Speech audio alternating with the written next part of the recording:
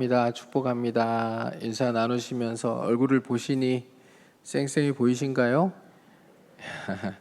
이제 많이 힘드실 텐데요. 하루 남았습니다. 하나님이 우리에게 은혜 받으라고 또 기도하라고 베풀어 주신 축제의 시간이 이제 내일이면 마쳐지는데요. 마지막 시간까지 하나님 주시는 은혜로 강건하시고 승리하실 수 있기를 주님의 이름으로 축복합니다. 자, 이 글을 한번 좀 들어보세요. 생각을 좀 많이 하게 하는 글인데요. 하나님이 나를 너무 사랑하심으로 나를 더욱더 주님의 형상과 닮게 하시기 위해 나의 모난 부분들을 깎으실 때 하나님은 그것을 사랑이라 부르시지만 나는 그것을 고난이라 부릅니다. 하나님이 나를 너무 사랑하심으로 나를 아버지의 나라로 인도하시기 위해 낮은 마음과 넓은 마음을 갖게 하시려고 좁은 길로 인도하시는 것, 하나님은 그것을 은혜라 부르시지만 나는 그것을 연단이라 부릅니다. 사탄이 나와 하나님의 관계를 질투하여 나를 하나님에게서 멀어지게 하기 위하여 나에게 물질의 부함과 세상의 즐거움을 풍족히 불어넣어 줬을 때 하나님은 그것을 시험이라 부르시지만 나는 그것을 축복이라 부릅니다. 세상의 기준과 세상의 시선으로 하나님의 일들을 바라보기에 나는 하나님의 뜻을 알지 못한 채 그렇게 하나님의 계획과 뜻을 오해하고 잘못 받아들일 때가 많습니다. 하나님의 시선으로, 하나님의 기준으로 아버지의 계획하심과 뜻하심을 깨달을 수 있도록 주님께 아버지의 지혜를 구하고 나의 아둔하고 어두워진 눈을 밝혀달라고 간절히 기도합니다. 간혹 내가 이해할 수 없는 일들로 인해 마음이 무너질 때도 있겠지만 그분은 이해할 대상이 아니라 믿어야 할 대상이기에 늘 하나님과의 시선 맞추기를 게을리하지 않기를 소원합니다. 어떤 마음이 드십니까? 우리의 생각과 하나님의 생각이 좀 다를 때가 있다는 경우를 우리도 삶을 살아가면서 많이 느끼고 경험하며 살아갑니다. 그런데 항상 하나님의 생각이 내 생각보다 뛰어나다. 하나님의 계획이 내 계획보다 훨씬 더 훌륭하다라는 것을 인정하며 살아가는 것. 즉 하나님은 우리가 이해해야 될 대상이 아니라 우리가 신뢰해야 될 대상이다라는 것을 분명히 하며 살아가는 것이 하나님이 우리에게 원하시고 또 바라시는 신앙이리라 생각이 됩니다. 오늘 하나님이 캐스팅한 사람들 5번째 우리가 시간으로 예수님의 아버지, 육신의 아버지 요셉과 어머니 마리아를 좀 생각해 보려고 하는데요. 먼저 마리아부터 좀 생각을 해보자고요. 여러분 이 두 사람은 무엇을 위해 캐스팅된 사람입니까? 하나님의 놀라운 구원 사역을 위하여 예수 그리스도의 성육신, 그 성육신이라고 하는 아주 중요한 일들을 위하여 캐스팅된 사람들입니다. 하나님의 타이밍과 이들이 생각하는 타이밍이 좀 달랐어요. 이들은 기대도 하지 않았던 거고요. 하나님은 이들에게서 예수 그리스도가 태어나 인류의 모든 죄를 짊어지고 인류를 대신하여 죽음으로, 십자가의 죽음으로 인류를 구원하실 생각이었던 거죠. 그래서 두 사람은 이 관계가 어떤 관계였느냐, 성경을 보면 두 사람이 아직 결혼하지는 않았지만 법적인 효력을 가진 약혼 관계에 있는 사람들이었다라고 표현하고 있습니다. 유대 관습에 약혼이라는 것은 현대의 약혼과는 좀 달라요. 정식적으로 많은 사람들 앞에서 약혼식을 치르면서요, 같이 동침하지만 않지만, 동거하지는 않지만 법적으로는 부부 관계가 이미 시작된 것으로 간주되는 그런 시기를 이 약혼의 시기라고 이야기를 합니다. 보통 약혼의 시기를 한 1년 정도, 길면은 한 2년 정도 이렇게 지나가요. 그 1년, 2년 되는 기간 동안에 두 사람 법적으로는 부부이지만 신랑이 신부에게 주어야 될 그런 이 결혼 지참금, 이런 것들은 결혼 선물에 대한 것들을 다 준비할 때까지, 또 마음을 준비하고 또 그들이 결혼에 대한 온전한 준비를 마칠 때까지 같이 동거하거나 동침하는 일은 없습니다. 왜냐하면 이 기간 동안에 성관계를 갖는다라는 것은 결혼에 대한 예를 깨는 것으로 생각이 되어서 굉장히 금기시되던 그런 상황이었다는 거예요. 근데 바로 그 타이밍에 하나님께서 지금 마리아와 요셉을 캐스팅하신 거예요. 왜요? 예수 그리스도가 동정녀 탄생, 즉 아직 남자를 알지 못하는 여자에게서 성령으로 잉태되어 태어나야 됐기 때문에 하나님이 이들의 약혼관계인 그 중간에 지금 이들을 캐스팅하셔서 이들에게 뭐라고 말씀하시냐면 그것이 너희에게 은혜다, 이렇게 말씀을 하시는 거예요. 여러분, 누가복음 1장 28절에 이렇게 기록이 되어 있습니다. 같이 한번 읽어보겠습니다. 그에게 들어가 이르되 은혜를 받은 자여 평안할지어다, 주께서 너와 함께 하시도다 하니. 이거 누가 하는 말이에요? 천사 가브리엘이 누구에게? 마리아에게 하는 말이에요. 은혜를 받은 자여 평안할지어다, 이렇게 얘기를 하는 겁니다. 하나님의 입장에서 볼 때는요, 세상에서 하나님의 아들을 성령으로 잉태하여 낳는 유일무이한 기적의 주인공으로 발탁이 되었으니 이게 얼마나 놀라운 은혜라고 이야기할 수 있겠습니까? 그러나 타이밍을 생각할 때는 이 하나님의 타이밍에는 이게 정확한 타이밍인데 마리아가 생각할 때는 너무나도 난처하고 당황스러운 상황 아닙니까?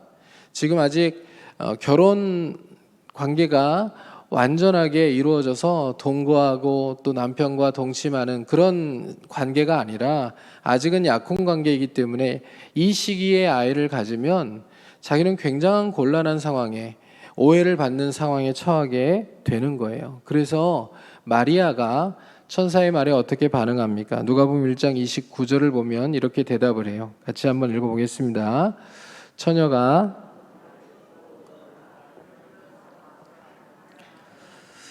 자, 여러분들이면 이럴 때 놀라다라는 이 놀람은 어느 정도 놀람을 이야기하는 것이 되겠습니까? 여러분의 입장에서 만일에 생각해 보면 천사가 나타난 것도 놀란 건데요.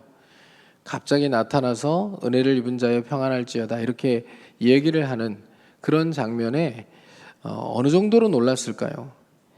여기 성경에 놀라라고 쓰여 있는 단어는 디에타락세라고 하는 그 헬라어의 단어인데 성경에 딱 한 번 쓰인 단어예요.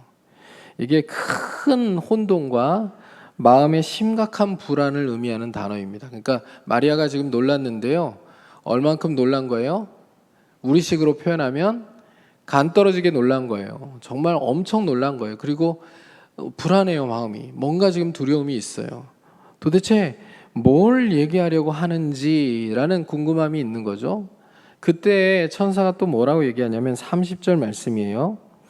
다시 읽습니다. 천사가 이르되 마리아여 무서워하지 말라, 내가 하나님께 은혜를 입었느니라. 또 은혜를 입었다라고 얘기를 해요. 그러면서 일방적으로 하나님의 계획이 무엇인지를 마리아에게 이야기합니다. 31절부터 33절까지 말씀이에요. 같이 한번 읽어볼게요. 보라, 내가 잉태하여 아들을 낳으리니 그 이름을 예수라 하라. 그가 큰 자가 되고 지극히 높으신 이의 아들이라 일컬어질 것이요 주 하나님께서 그 조상 다윗의 왕위를 그에게 주시리니 영원히 야곱의 집을 왕으로 다스리실 것이며 그 나라가 무궁하리라. 어떤 말씀을 일방적으로 선포한 겁니까? 마리아를 통하여서 어떻게 하겠다고요? 그토록 유대인들이 기다리던 메시아를 세상에 보내시겠다는 그런 말씀을 일방적으로 선포한 거예요. 이 얘기를 들을 때는 모든 유대인들이 다 메시아를 기다리고 있었기 때문에 마리아도 굉장히 기뻤을 겁니다. 그런데 하필 그 메시아를 보내는 일을 아직 처녀인 자신을 통하여 이루시겠다고 하니 그것은 굉장히 당황스러운 일이었겠죠. 그리고 궁금한 건 타이밍이었을 거예요. 내가 요셉과 정식으로 결혼한 다음에 태어나는 아이가 메시아로 이 세상에 살 것이라는 얘기인지, 아니면 도대체 언제 그런 일들이 일어나겠는지 그거를 궁금해하면서 묻는 거예요. 물었더니 뭐라고 하나님 또 말씀하시는 겁니까? 하나님 뭐라고 말씀하시죠? 나는 아직 남자를 알지 못하는 여자다라고 얘기하니 너에게 태어나는 이는 성령으로 말미암아 잉태되는 아이다라고 얘기를 합니다. 이게 더 당황스러운 사건이죠. 여러분 한번 생각해 보세요. 마리아의 입장에서 하나님이 은혜라고 얘기하시는 그 사건이 은혜일까요? 아직 처녀인 상황에서 남편과 결혼하지 않고 동침하지 않은 그런 상황에 아이가 지금 생긴다라는 것은 그가 돌에 맞아 죽을 수도 있는 일이 되는 거예요. 굉장히 위험한 사건입니다. 근데 이것을 하나님은 은혜라고 부르세요. 근데 마리아의 입장에서는 그래, 은혜라고 아무리 생각하고 노력해보자, 은혜라고 한번 해보자. 그럼 이 은혜에다가 어떤 이름을 붙이는 게 제일 좋을까라고 생각해 볼 때 이 은혜는 가혹한 은혜라고 얘기할 수 있는 은혜라는 거예요. 가혹한 은혜가 가장 잘 어울리는 이름일 겁니다. 여러분, 마리아 입장에서 이 상황은 받아들이기가 쉽지 않은 일이었어요. 메시아가 오시는 건 좋아요. 그래서 필요하면 누군가는 해야 되는 일인데 나는 아니었으면 좋겠다, 이런 마음을 가질 수밖에 없는 그런 이야기들을 일방적으로 지금 하나님께 들은 거예요. 그러니까 나는 은혜라고 도저히 받아들일 수가 없어요. 나는 위험한 일이에요. 그리고 나는 이게 감당이 안 되는 일이에요. 너무 가혹한 일이에요. 내게는 시련이에요. 내게는 고난인 것 같아요. 예수 그리스도를 잉태한 그 순간부터 자신이 모든 것을 정말 하나님께 맡겨야만 그 모든 말씀들을 받아들일 수 있는 굉장히 힘든 일이라고요. 왜 하필 나냐고, 나 아니면 안 되겠냐고, 저는 도저히 감당하지 못하겠노라고 그렇게 얘기할 수밖에 없는 일이에요. 그런데 그런 상황 속에서 어린 마리아의 대답을 한번 들어보시죠. 오늘 우리가 읽었던 말씀이에요. 1장 38절의 말씀 같이 한번 읽어보겠습니다. 마리아가 이르되 주의 여종이오니 말씀대로 내게 이루어지이다 하매 천사가 떠나가니라. 뭐라고 얘기합니까? 주의 여종이오니 말씀대로 내게 이루어지이다 라고 얘기하죠. 여러분, 이 어린 소녀가 어떻게 이런 믿음을 가질 수 있었을까요? 여기 여종이라고 번역된 단어는 둘레라고 하는 단어인데 이 단어는 노예를 의미해요. 그러니까 주인이 시키면 시키는 대로 순종해야 되는 것이 역할이지 선택권이 없는 노예를 의미하는 거예요. 그러니까 지금 주는 하나님이시고요. 그리고 자신은 여종이니까, 노예니까 내게 선택권이 없습니다. 하나님이 그걸 은혜라 말씀하시면 그건 내게 은혜겠죠. 하나님이 그것을 선물이라고 말씀하시면 그건 내게 선물일 겁니다. 내 생각과는 다르지만 내 생각에는 그게 고난이고 역경이고 환난이고 앞으로 험한 인생의 시작이겠지만 하나님이 그것을 은혜라고 부르시니 그것은 내게 은혜일 겁니다. 제겐 선택권이 없습니다. 저는 종이니까, 노예니까 주인이신 하나님이 쓰시겠다고 그렇게 말씀하시니 나를 마음껏 사용하여서 영광을 받으시라고, 주님 말씀대로 마음껏 나를 사용해 달라고 그렇게 하나님께 자신을 내어 맡겨드리는 거예요. 여러분, 하나님께서 어마어마한 일이 아니라 그보다 훨씬 규모가 작은 일들을 우리에게 맡기려고 우리를 캐스팅하실 때도 우리는 못하겠다, 안 하겠다, 나는 능력이 부족하다, 연약하다, 그렇게 하나님 곤란해요 라고 얘기할 때가 있잖아요. 그런데 이것은 지금 마리아에게 일어난 이 사건은요, 우리가 안 돼요, 곤란해요 얘기하는 그런 정도의 캐스팅과는 비교가 안 될 정도의 어마어마한 일이거든요. 인류를 구원하기 위하여 하나님이 인간의 몸을 입고 오는데, 이 세상에 오는데 쓰임받는 도구로 캐스팅되었다. 이것은 정말 감당하기가 어려운 일이거든요. 인간적으로 생각할 때 피하고 싶은 일이거든요. 안 했으면 좋겠다. 내 남편 요셉에게는 뭐라고 설명을 해야 되며, 주변의 사람들에게는 무엇이라고 이해를 시켜야 되는지, 아이를 가진 것을 숨길 수가 없는 그런 상황 가운데 수많은 고민거리와 걱정거리가 순간 떠오르지 않았겠어요? 그런데 보면요, 이 마리아가 천사에게 그런 부탁을 하지 않거든요. 옆에 사람들 좀 잘 이해시켜 주세요. 내 남편 요셉에게도 잘 이해시켜 주세요. 내 부모에게도 이해시켜 주세요. 우리 동네 사람들이 다 알도록 이해시켜 주세요. 그런 부탁하지 않거든요. 그런 염려, 두려움, 걱정 이런 거 싹 다 지우고요. 그저 한마디 하는 겁니다. 주의 여종이오니 말씀대로 이루시라고, 마음껏 나를 쓰시라고. 여러분, 우리가 하나님에 의하여 구원받고 하나님의 사람으로 캐스팅되어서 한평생 하나님을 섬기며 살아가는 동안에 우리 입에서 마리아의 고백과 같은 그 고백이 늘 하나님께로 올려드려질 수 있기를 간절히 소원합니다. 저는 종입니다.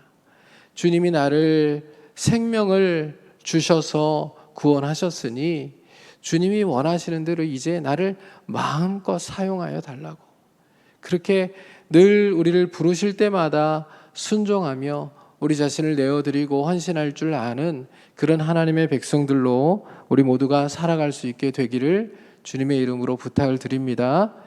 자, 여러분 한번 따라해 보시죠. 나에게는 선택권이 없다. 하나님이 쓰시겠다고 부르시면 마음껏 쓰시라고 답하는 게 내 대답이어야 한다. 여러분, 이게 잊지 마시기를 바랍니다. 하나님이 쓰시겠다고 부르시면 마음껏 나를 사용하여 영광을 받아달라고, 그렇게 하나님께 나 자신을 드리고 하나님께 영광을 돌리며 하나님을 기쁘시게 하는 하나님의 사람들로 우리 모두가 살아갈 수 있게 되기를 주님의 이름으로 축원합니다. 이번 주에 인사위원회에서 발표할 일부의 내용들이 발표가 될 겁니다. 그러면 그런 내용들을 보시면서 오랜 동안 기도하고 논의하고 또 하나님의 교회를 위한 귀한 일꾼들을 세워서 또 내년에 임명하는데, 그 임명들을 보면서 하나님이 참 놀라운 일들을 이루시겠구나, 그런 기대가 우리에게 있었으면 좋겠고요. 혹 내 이름이 거기에 들어가 있으면 아멘으로 순종하며 주의 종이오니 주님 말씀대로 사용하옵소서, 마리아처럼 순종으로 대답하면서 하나님께 영광을 돌리고 하나님의 구원 역사에 또 교회를 통하여 하나님이 하시는 모든 일들에 온전히 쓰임받는 하나님의 백성들 되어주시기를 주님의 이름으로 부탁을 드립니다. 자, 두 번째로 우리가 살펴볼 부분은 요셉이에요. 어느 날 요셉은요, 약혼 여인 마리아가 임신했다는 사실을 알게 됩니다. 아마도 꽤 오랜 시간이 지난 후 같아요. 임신한 것이 이제 겉으로 티가 나는 그런 상황이 되었을 때 요셉은 마리아가 아이를 가졌다는 사실을 알게 돼요. 그러니까 시간차가 있는 거죠. 천사가 마리아에게 나타났던 시간과 그리고 요셉에게 나타났던 시간 사이에 차이가 좀 있는 거예요. 누구에게 먼저 나타났어요? 마리아에게 먼저 나타났죠. 마리아에게는 아이를 갖기 이전에 나타나서 아이를 가질 것이라고 이야기를 한 거고요. 요셉에게는요, 이미 마리아가 아이를 가진 다음에 배가 불러올 때 사람들도 눈치를 채고 요셉도 어느 정도 눈치를 챈 그 상황 가운데 나타나서 예수님의 탄생 소식을 가르쳐 주었다. 우리가 이 시간차가 있다라는 것을 이해할 필요가 있어요. 요셉이 마리아가 아이를 가졌다는 것을 알게 되었을 때 그의 마음은 어땠을까요?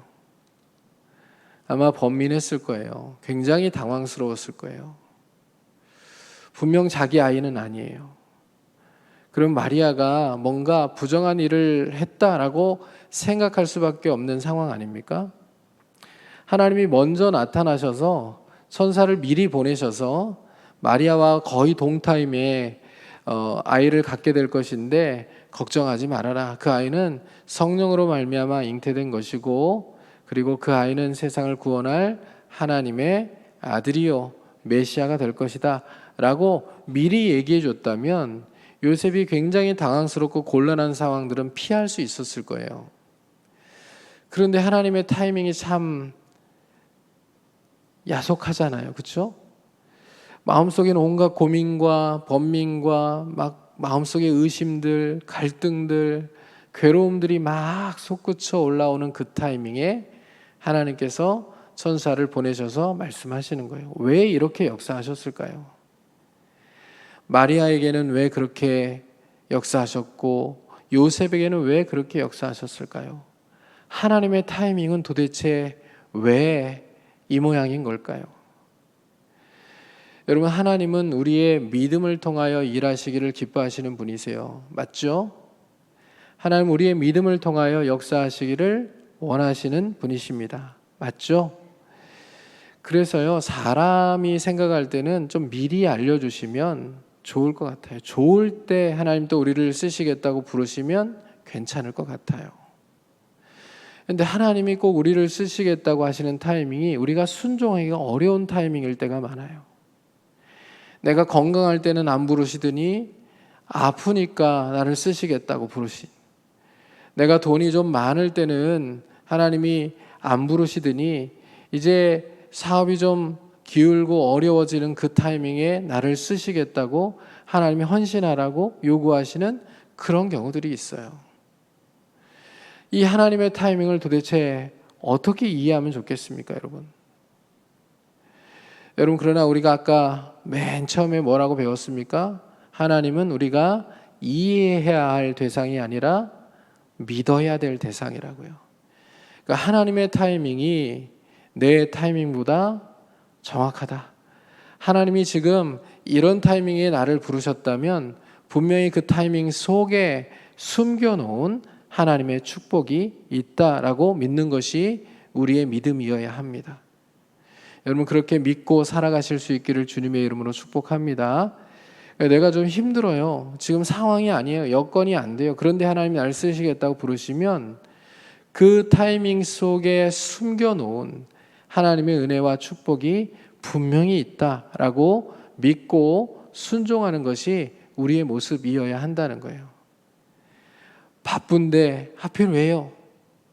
돈이 없는데 하필 왜 지금요? 지금 몸이 좀 불편한데 하필 지금 왜요? 이게 아니라 주님께서 주인이시니 주인이 부르시는 그 타이밍에 내가 힘들고 어렵지만 최선을 다해서 하나님이 부르신 부르심의 뜻대로 살아보겠습니다 라고 답하는 것이 하나님의 백성들의 모습이어야 한다는 거예요. 하나님 그것을 보고 싶어 하시는 거예요. 사실 인류의 역사에 유일무이한 기적의 주인공들로 서려면요, 이 정도 헌신은 돼야 되는 거 아닙니까? 내 타이밍이라고 생각되지 않는 타이밍에 도저히 이해할 수 없는 방식으로 하나님이 일하실 때 그것을 마리아처럼 순종하며 받아들이고 요셉처럼 순종하며 받아들이는 것, 이 정도는 돼야 인류 역사의 유일무이한 기적의 주인공으로 하나님의 아들의 육신의 아버지로 어머니로 불릴 만한 자격이 있는 그런 일들이 되지 않겠습니까? 여러분, 천사가 나타나기 전까지 요셉의 심정을 헤아려 보면 아마 너무너무 복잡하고 괴로운 심정이었을 거예요. 인정하고 싶지 않지만 마리아의 임신은 부정할 수 없는 사건이고, 그리고 약혼 관계는 법적인 책임이 따르는 관계였기 때문에 이런 경우에 나는 도대체 어떻게 해야 되는지 수많은 생각들이 그의 마음속에 스쳤을 겁니다. 일반적인 경우라면 남자는 자기 약혼녀를 고소하게 되어 있습니다. 그러면 이 여인은 이 재판을 받겠죠. 재판을 받으면서 이 요셉의 아이가 아니라는 것이 판정이 된다고 하면 간음한 여인으로 간주되어서 사람들에 의하여 돌에 맞아 죽겠죠. 그런데 마태복음 1장 19절을 보면 성경이 요셉을 의로운 자라라고 이렇게 이야기하고 있거든요. 여기 의롭다, 우리 말에 이제 이 의롭다라고 번역이 되어 있으니까 굉장히 그 엄격하고 정의롭고 뭐 그런 개념의 단어로 이 의롭다라고 하는 단어를 이해할 수 있겠는데요. 사실은 이 의롭다라는 단어는 자비롭다라는 단어와 동의어예요, 거의. 그러니까 의롭다라는 것은 하나님의 말씀에 신실하고 그리고 경건한 사람을 의미하거든요. 율법에 신실하고 경건하다. 그러니까 율법의 핵심이 뭡니까, 여러분? 율법의 핵심이 뭐예요? 새벽이라 생각이 잠깐 안 나시는 거죠? 율법의 핵심, 하나님 사랑과 이웃 사랑 아닙니까? 그러니까 율법에 신실하다는 얘기는 하나님을 사랑하고 이웃을 사랑하는 사람을 의미하는 거예요. 그러니까 율법에 신실하여 의롭다라는 얘기는, 의로운 자라는 얘기는 엄격하다라는 의미만 갖고 있는 게 아니라 나 자신에게는 엄격하지만 그러나 다른 사람에 대해서는 사랑의 마음을 풍성하게 갖고 있는 사람. 그러니까 우리식으로 얘기하면 내로남불의 반대말이 의로운 자예요. 내로남불의 전형적인 의미가 뭡니까? 나에게는 관대하고 다른 사람에게 엄격한 거 아닙니까? 이거의 반대말이 의로운 자인 거예요. 율법에 신실한 사람은 어떤 마음을 갖는 거예요? 나 자신에 대해서는 하나님께 범죄하지 않으려고 엄격하지만 다른 사람을 대할 때는 하나님의 사랑으로 그 사람을 사랑할 줄 아는 사람. 이게 의로운 자거든요.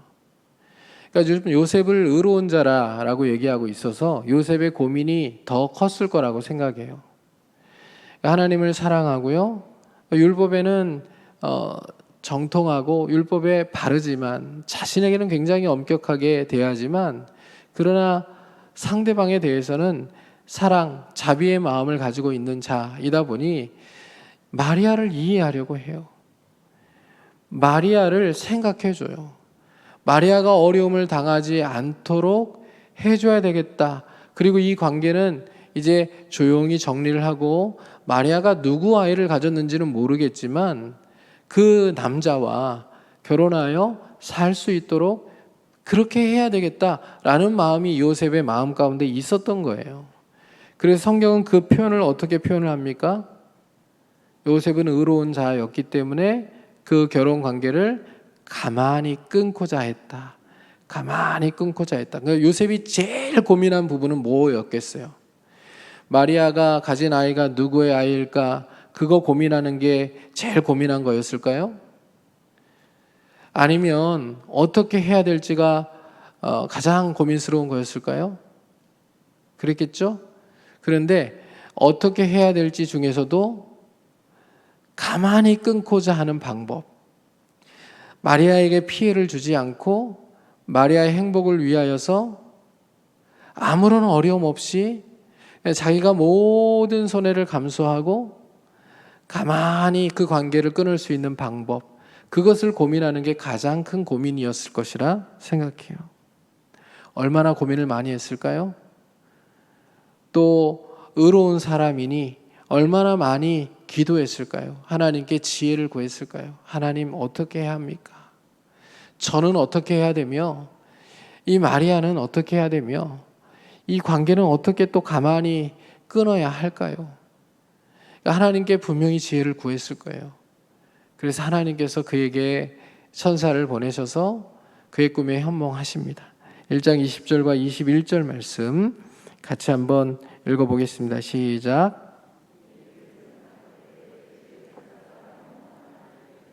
다윗의 자손 요셉아, 내 아내 마리아 데려오기를 무서워하지 말라.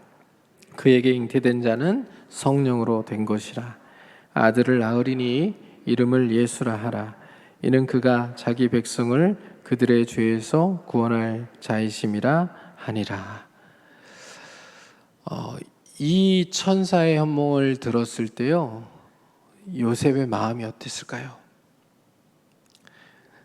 제일 먼저 들었던 생각이 뭐였을 것 같으세요? 다행이다, 이거 아닙니까? 다행이다.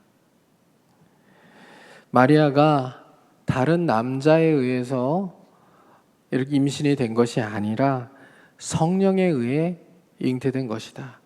이게 도무지 이해는 되지 않고 또 믿기지도 않는 얘기지만 분명히 나타나 말씀하시는 하나님의 천사가 자기에게 전해준 말이니 이 말대로라면 참 다행이다 라는 마음이 가장 우선적으로 그의 입에서 터져나왔던 이야기일 거라고 생각해요. 그리고 요셉도 이제 이 사실들을 그대로 받아들입니다. 왜요? 모든 유대인들은 당시 메시아를 기다리고 있었고 구약의 율법에 메시아에 대해서 예언된 부분들, 성경의 내용들을 알고 있었기 때문이에요. 그래요. 요셉도 마찬가지입니다.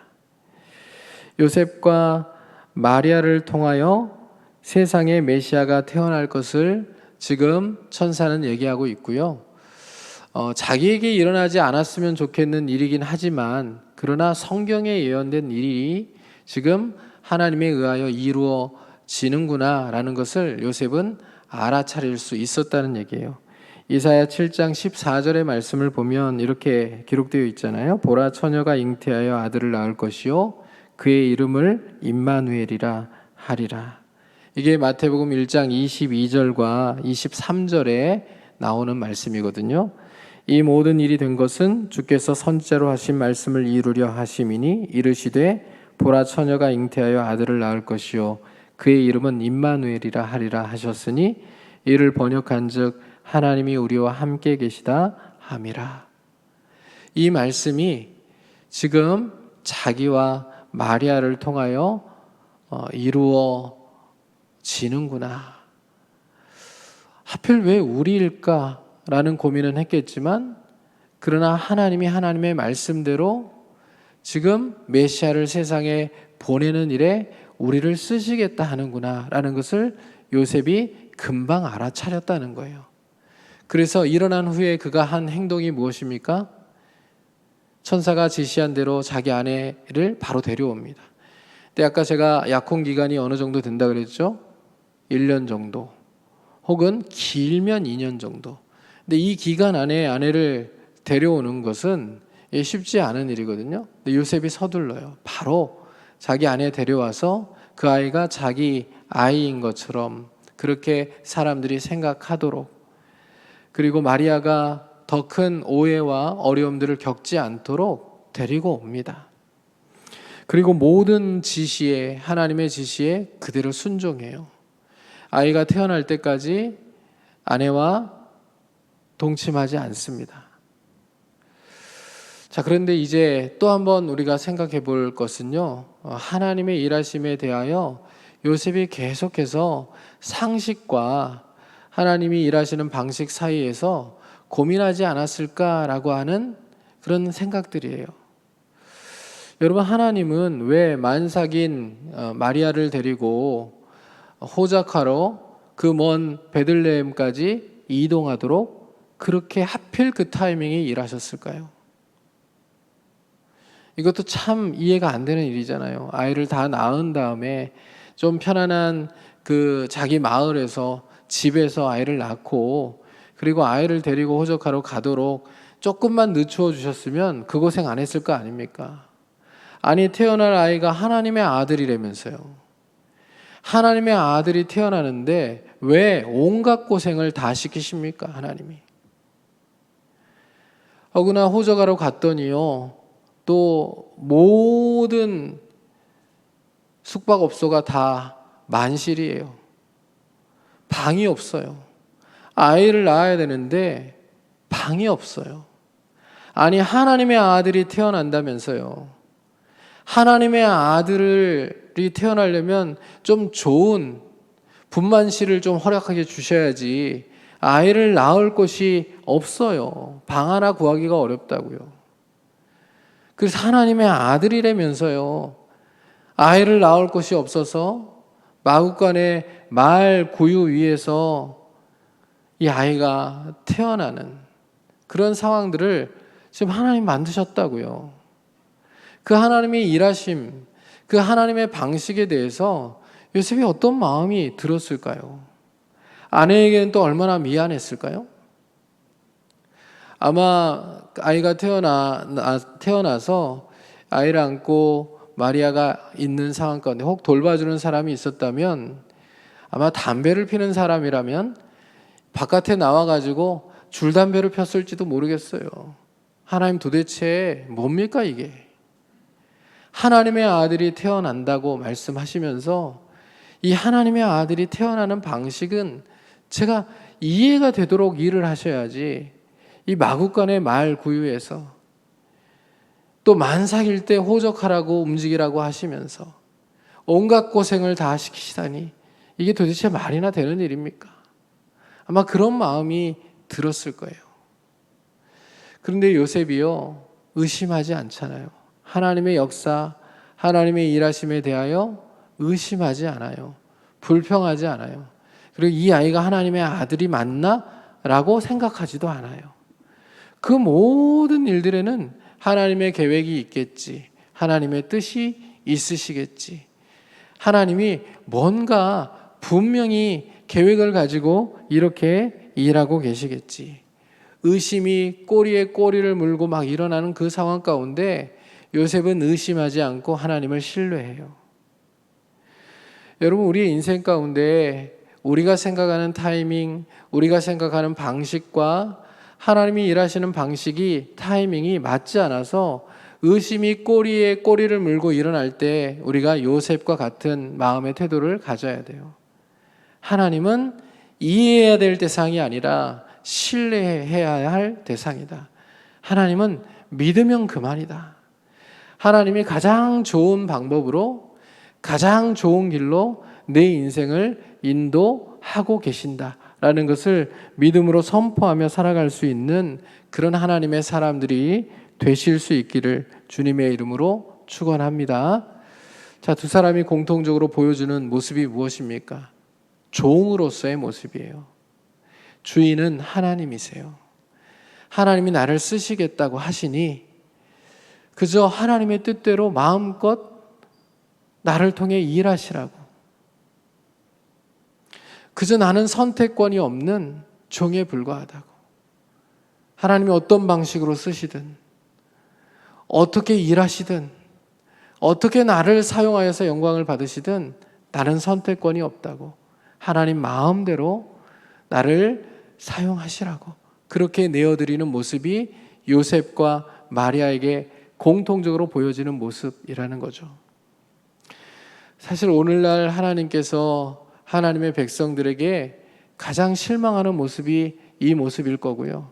또 가장 기대하시는 모습이 바로 이 모습일 겁니다.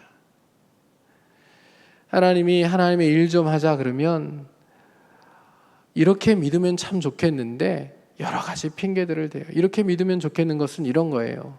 하나님, 저 몸이 좀 아픈데요.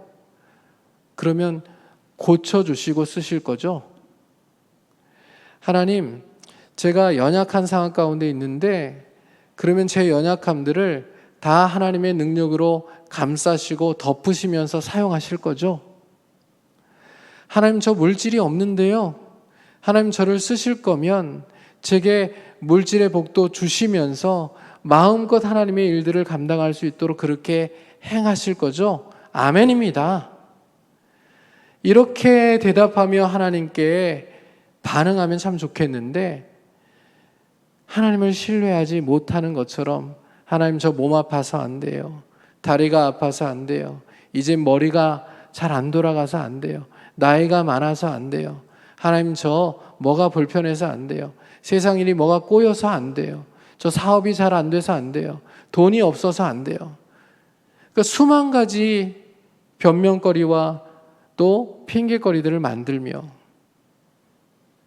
오히려 그 핑계거리와 변명거리들을 통하여서 하나님께 불평을 쏟아놓는 경우가 우리에게 있지 않느냐는 거예요. 그 부분이 하나님이 가장 우리에게서 실망하시는 모습일 테고, 또 그렇지 않았으면 좋겠다라고 하는 것이 하나님이 우리에게 가장 기대하시는 모습일 것이라 저는 생각합니다. 여러분, 우리가 하나님의 백성으로 이 땅에서 캐스팅 되었다는 거, 이것만 해도 놀라운 은혜 아닙니까? 그런데 하나님이 우리를 충성되이 여기셔서 직분도 주시고 또 하나님의 교회를 섬길 수 있는 여러 일들도 맡기시고 세상 가운데서도 하나님의 사람으로 살아가라고 그렇게 하나님이 우리를 또 하나님이 어떤 위치에 불러서 우리를 쓰시겠다고 하시면 그럴 때마다 마리아와 요셉을 떠올리시면서 주의 종이오니 주님 뜻대로 주님 말씀대로 사용해 달라고 그렇게 하나님 앞에 우리 자신을 내어드리며 하나님께 영광을 돌리는 저와 여러분이 될 수 있기를 주님의 이름으로 축원합니다. 여러분, 하나님은 사람을 통하여 일하시기를 기뻐하시는 분이세요. 그래서 시대마다 하나님의 사람들을 부르셔서 하나님 역사하신 거 아닙니까? 출애굽 시대에는 모세를 부르셨고 가나안 정복 시기에는 여호수아를 부르셔서 사용하셨고 사사 시대에는 수많은 사사들을 통하여서 또 왕조 시대에는 선지자들을 통하여서 하나님 놀라운 일들을 이루셨던 거 아닙니까? 오늘날도 하나님은 하나님의 일에 이렇게 헌신으로 반응하면서 주님의 종이오니 주님 마음대로 쓰십시오. 주님 알아서 나를 사용하실 때 내게 필요한 능력도 지혜도 그리고 모든 재능도 사람들도 붙여주시고 또 필요한 것들을 다 공급해 주실 줄 믿습니다.